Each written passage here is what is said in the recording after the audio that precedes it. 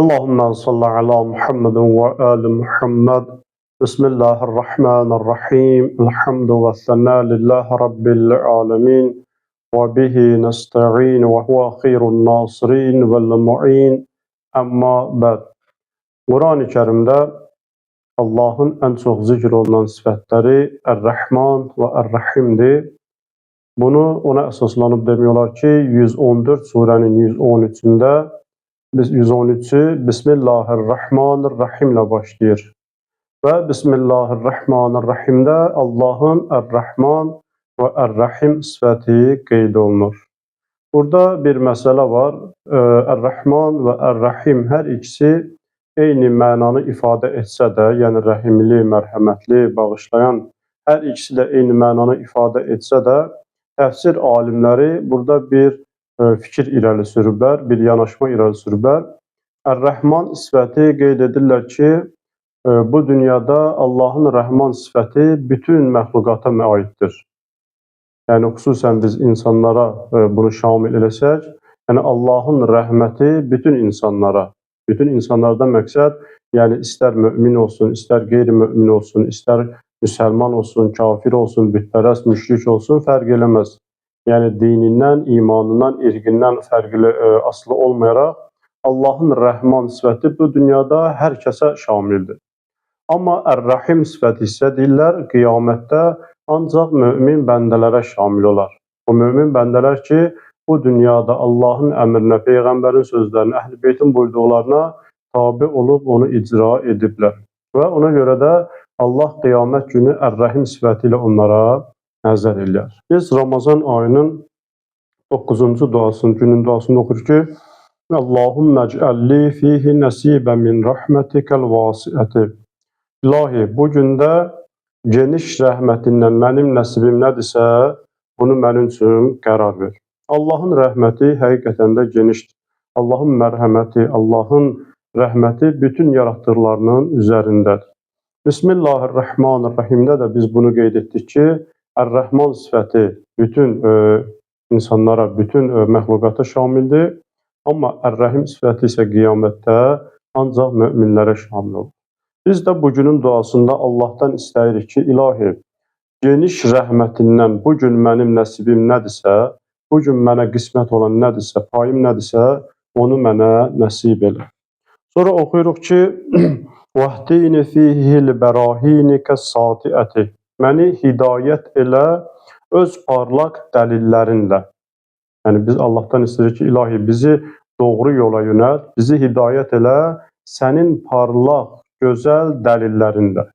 Bəs o dəlillər nədən ibarətdir? Biz İslam dininin köklərinə baxsaq, yəni İslam dinini öyrənmək istəyiriksə, Allahın əmrlərinə, Peyğəmbərin buyurduqlarına riayət etmək istəyirsə, ilk öncə bizim söykənəcəyimiz dəlil nədir? Kitabullah, yəni Allahın kitabı. Allahın kitabı bizim söykənəcəyimiz ilk dəlildir. Çünki kitab hidayət kitabıdır. Çünki kitab ilahi qanunlar toplusundan ibarət olan bir kitab.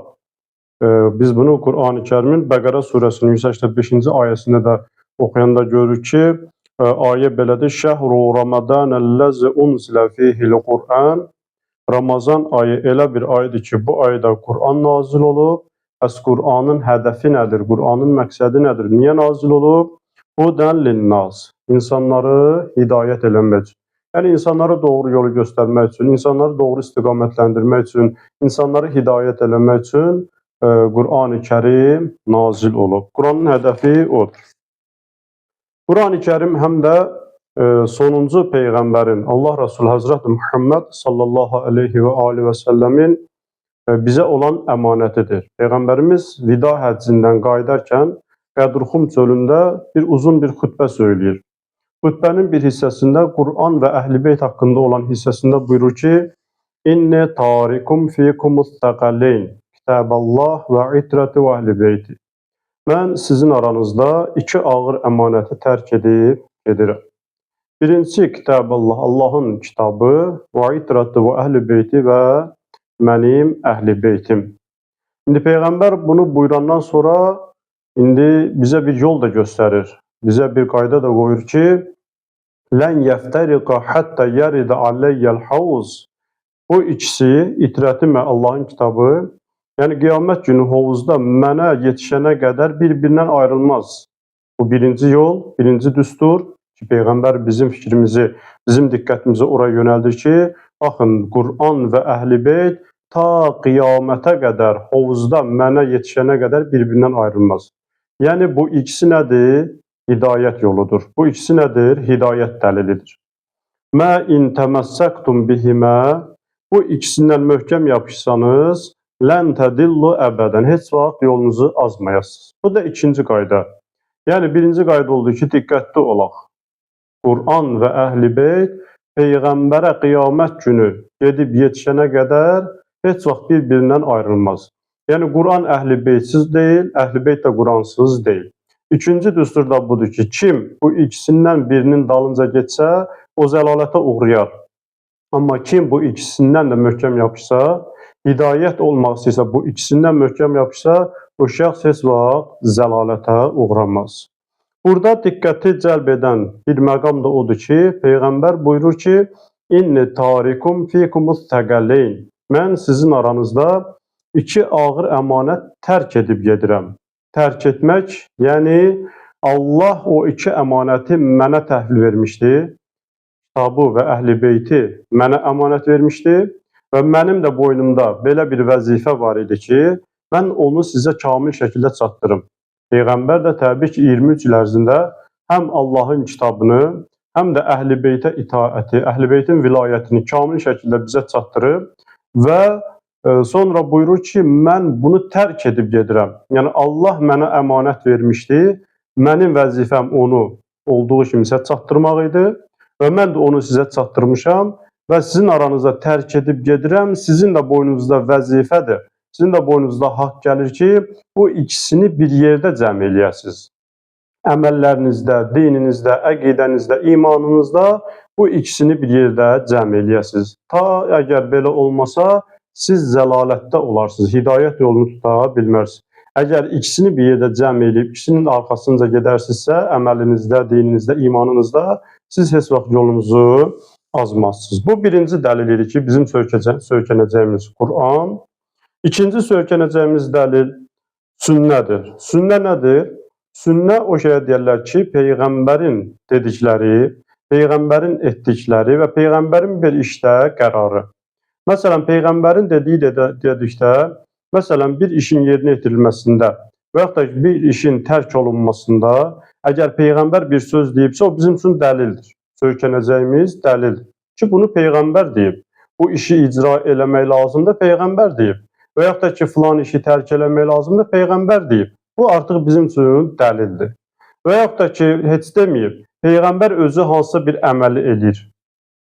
Və biz də, o da əlimizə gəlib çatıb ki, bəli, Peyğəmbər hansısa bir əməli icra edib. Bu bizim üçün dəlildir ki, artıq o bizim üçün qaydadır, qanundur, bir sünnədir, yoldur ki, biz də onu yerinə yetirməliyik. Və yaxud da ki, Peyğəmbər filan əməli tərk edib, əməli ilə göstərib, nəinki onun sözü ilə. O da bizim üçün sünnət, yəni dəlildir, yoldur. Və eyni zamanda Peyğəmbərin sünnəsi, yəni dedikləri əməllər necə bizim üçün dəlildir, bir yoldur. Eyni zamanda Peyğəmbər itirətindən olan, Peyğəmbər zurriyyəsindən olan 12 imamın da dedikləri və əməlləri bizim üçün dəlildir. Ki, bunu bayaq ki, Peyğəmbərin vida həccində sonra buyurduğu xütbədə də onu gördük ki, Peyğəmbər Qur'an və Əhl-i Beytin ikisini də bizim üçün yol göstərən, hidayət edici qoyub. Və ona görə həm buna əsasən, həm də bir çox dəlillərə əsasən onu deyə bilərik ki, necə ki, Peyğəmbərin sünnəsi bizim üçün dəlildir, eyni zamanda Əhl-i Beytin də sünnəsi bizim üçün dəlildir. Sonra duada oxuyuruq. Və xuz binəsiyyəti ilə mərdatikəl camiəti biməhəbbətikə ya əmələl müştaqin. Məni sənin razılığını cəm edən əməllərə tərəf çək. Oradan da gözəl bir ibarədir ki, o əməllər ki, sənin razılığını cəm eləyir, ilahi məni ona tərəf çək, ona tərəf yönəl, öz mərhəmətinə xatir, ey arzu edənlərin istəyi. Sənin razılığını cəm edən ifadəsi çox möhtəşəm bir ifadədir. Yəni, o əməllər ki, sənin razılığını cəm edir. Yəni sənin razılığın o əməllərdə var, məni ona tərəf yönəlt. Bəs Allahın razı olduğu əməllər hansılardır?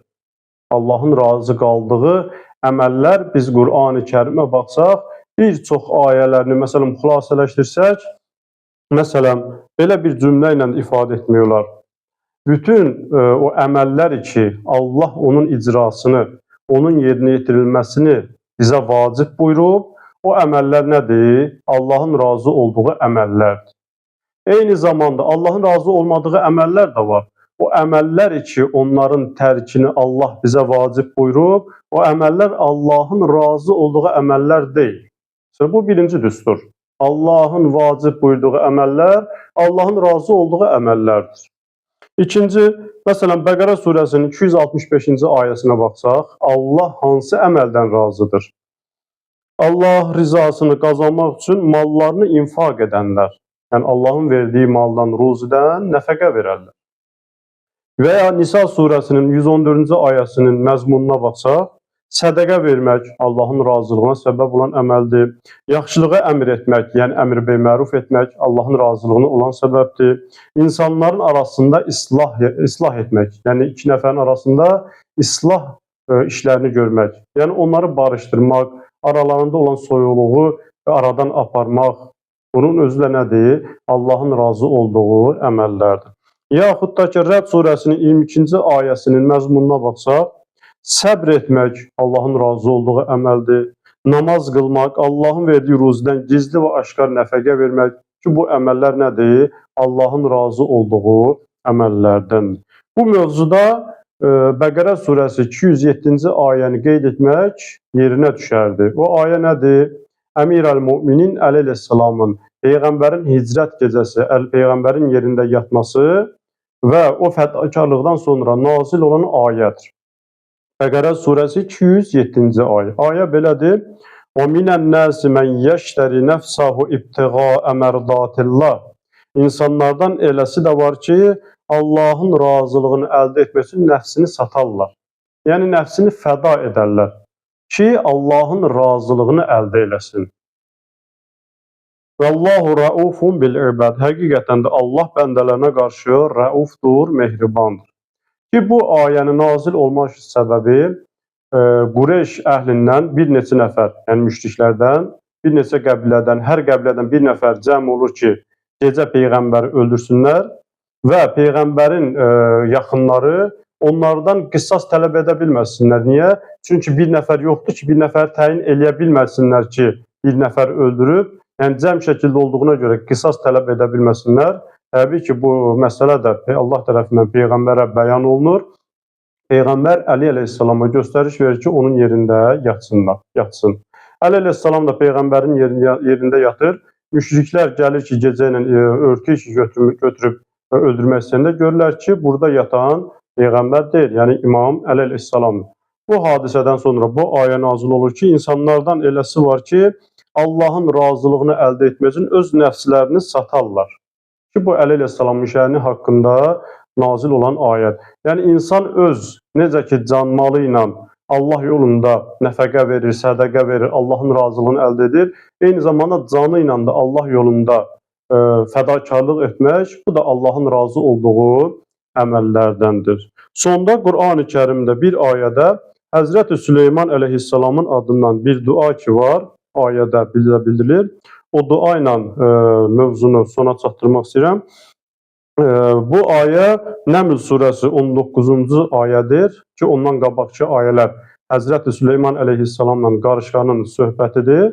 Bu ayə belə başlayır ki, fətəbəssəmə dəhikə min qavlihə. Süleyman Nəml, yəni qarışqanın sözündən gülərək təbəssüm etdi və qalə dedi: Rabbi avzi'ni ən əşkurə ni'mətəkəlləti ən'amtə aleyyə və alə validəyyə. İlahi, mənə güc ver, qüvvət ver, şükr edim. Niyə? Güc ver, qüvvət ver, şükr edim ona görə ki, sən mənə və valideynlərimə nemət vermişsən. Yəni, mənə və valideynlərimə verdiyin nemətin müqabilində şükr etməklikdə mənə güc, qüvvət ver. Və ən ə'mələ salihən tərdahu. və sənin razı olduğun o əməllərdən ki, sən razısan, salih əməlləri yerinə yetirməyi mənə güc, qüvvət ver. Və ədxilni bi rəhmətikə fi ibadikə salihin. Öz rəhmətinlə məni salih bəndələrinin cərgəsinə daxil elə. Ki, burada da Allah, Həzrət Süleyman əleyhissalam belə dua edir ki, ilahi, sənin razı olduğun salih əməlləri yerinə yetirməyi mənə güc, qüvvət ver. Ki, görürük ki, yəni bütün gözəl əməllər, bütün salih əməllər Allahın razı olduğu əməllərdir. Allah tuttuğumuz orucu qəbul eləsin, etdiyimiz duaları qəbul eləsin. Vəssalamu aleykum və rəhmətullahi və bərəkatuh.